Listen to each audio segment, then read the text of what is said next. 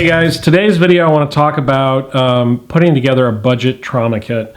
And what I mean by a trauma kit, this is not going to be your standard first aid kit that you would carry in your pack or your vehicle. You know, a first aid kit in my mind is going to treat minor wounds, cuts, abrasions, bruises, bumps, boo-boos. It's not going to be anything that's life-threatening. A trauma kit is going to really cover anything above that. And that's going to be major wounds where there's lots of bleeding and the bleeding needs to be controlled. Now, the first thing you're probably going to ask is why do I need, or most people need, a trauma kit? And that's a really good question. As a prepper and a person who tries to be a little bit more prepared for things that are going to happen in the future, one thing I've learned is that you cannot always depend on emergency services in the time of crisis or disaster.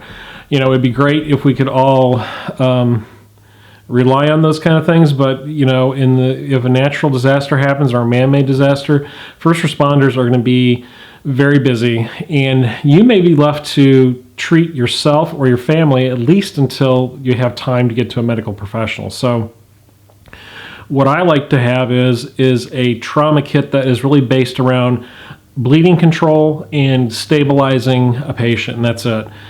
And before we even get into looking at the kit that I put together, we have to remember that you can never go beyond your scope of training. At least I don't suggest that, and I don't think most medical people would.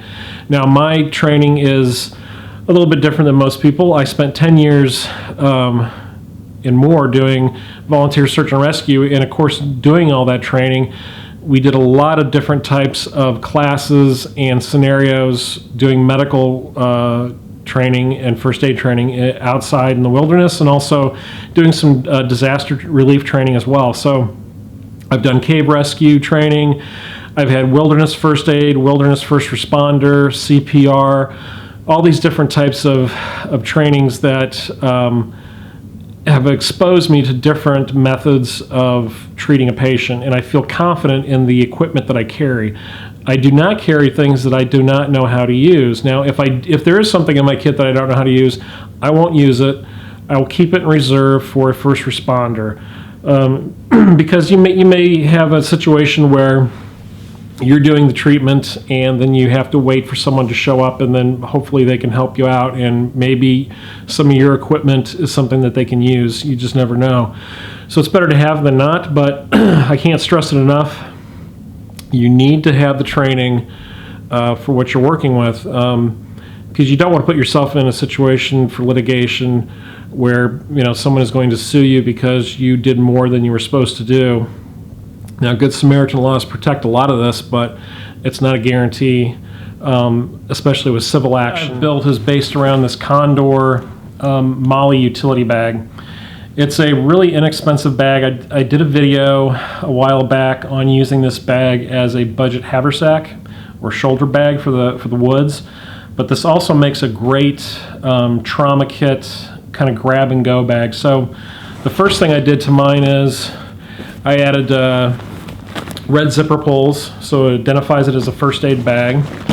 And then since this bag is covered in molly on the front, this molly webbing, I'm able to add these pouches, and these are all Condor pouches as well. So right here we have the Condor tourniquet pouch, and in there I have a cat tourniquet. This is the Condor Molly Admin, and that's just folds out like this, allows you to put IDs or reference cards in it. Of course, it has the Velcro front, so you can put patches for identification, and it has a small zipper pouch in the back of that. Over here, I have the Condor glove pouch. And this is kind of nice because once you put the gloves in here from the top, then you can just reach in this front and pull out your gloves this way.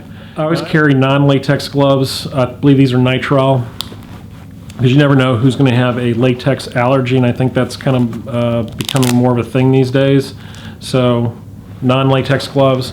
And in the front here I have my EMT shears, just kind of shoved in one of the rows of molly webbing, and a small light for checking dilation on pupils or looking down someone's throat. Now the great thing about this bag is, besides all the MOLLE on the front that you can customize and add pouches to it, it also has attachment points on the back, so you can add this to a larger pack. So if I have my larger bug out bag all packed and ready to go, I can add this to the bottom of it and take my trauma kit with me. Also comes with an adjustable shoulder strap and a nice carry handle. So this is really kind of a great grab and go option. I'm going to kind of go through the contents real quick of what's inside this bag. Now, like I said, this is based on bleeding control and patient stabilization, and that's about it. So gauze rolls, many uses for these. A first aid eye dressing kit that has an ointment and a bandage specifically designed for eyes. It's a military issue. A mouth to mask for CPR.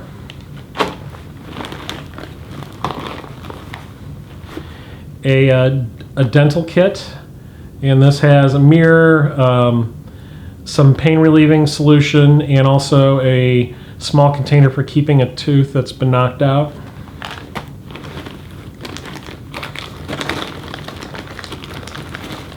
Latex tubing.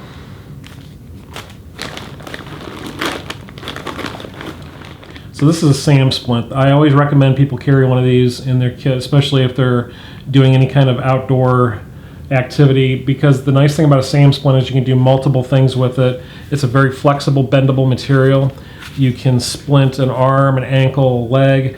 You can also fashion a collar to stabilize someone's neck. So a lot of different ways this thing can be used. Very lightweight.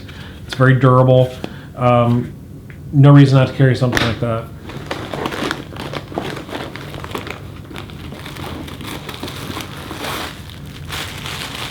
Two very large ACE-style bandages.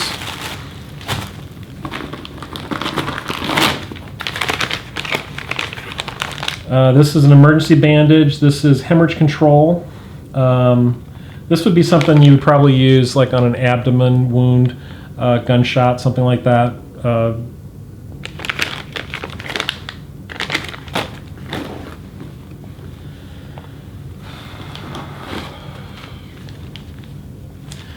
Biohazard bags, just for the collection of material after you're done treating somebody.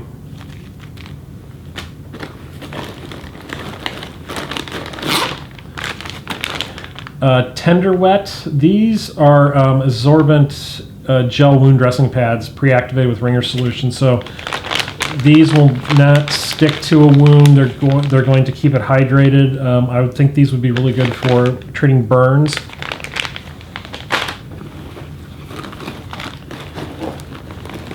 These are two compression bandages. Once again, great for large cuts and abrasions or gunshots.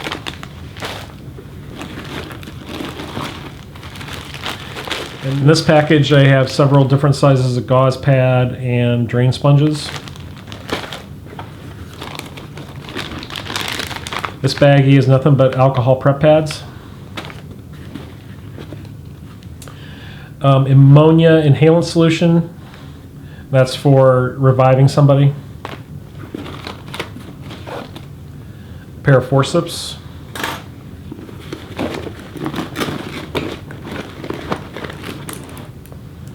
Stethoscope for taking a pulse.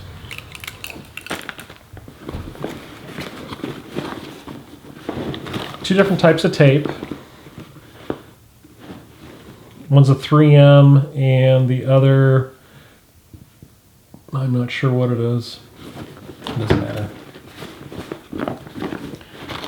And then there's also a hypodermic in here. That's a 21 gauge by 1, 6 cc. And then I also have an angiocath in here as well. So these are things that I would not use. The syringe I could use for extracting fluid out of maybe a blister or something like that, or irrigating a wound, but I wouldn't, I'm not going to administer medication with this because that's beyond my scope. Definitely not going to use the angiocath at all. This is something that someone else would use who has medical training in it. It's just something that I carry in my kit. And of course in the front, I talked about the cat tourniquet. I did a lot of research on tourniquets, and the cat tourniquet I found was the quickest to deploy when using it on yourself. And I thought that was really important because there's a lot of times that I'm working with knives and axes and even doing some shooting and stuff that I may be by myself. So if I have this tourniquet in my truck or on my person, I'm going to be able to treat myself pretty quickly with this thing. And it's very simple to use. It's just a Velcro strap that you slip on. You tighten it down. Move that out of the way. And then you start tightening this.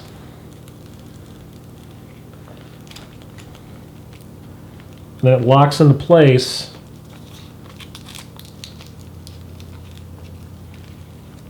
Like that. And then you close it. And then you write the time that you actually administered the tourniquet.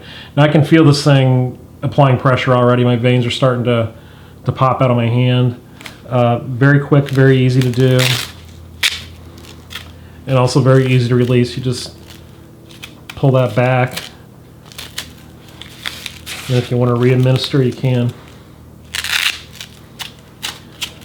But of course, with tourniquets, it's something that you want to get training on. You can definitely do a lot of damage to somebody with a tourniquet if you're not doing it correctly. So I would advise getting the medical training necessary.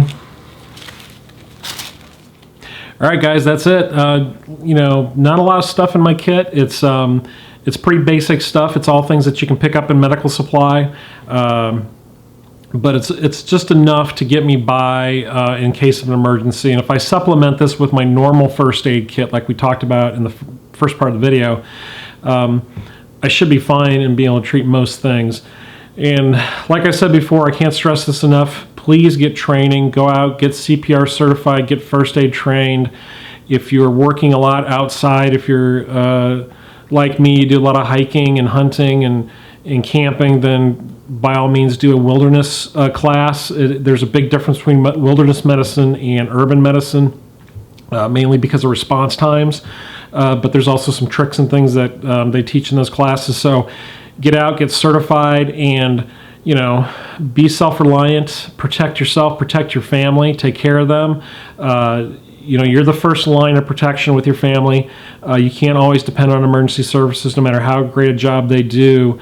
You have to, you know, sometimes rely on yourself, and that's the whole point of being a prepper and a survivalist and all this other stuff, is taking care of yourself first until the professionals can show up. So, all right, as always, thank you for watching. Please like and subscribe, and I will be back later this week with another video, so stay tuned. Thanks for watching The Prepared Wanderer on YouTube.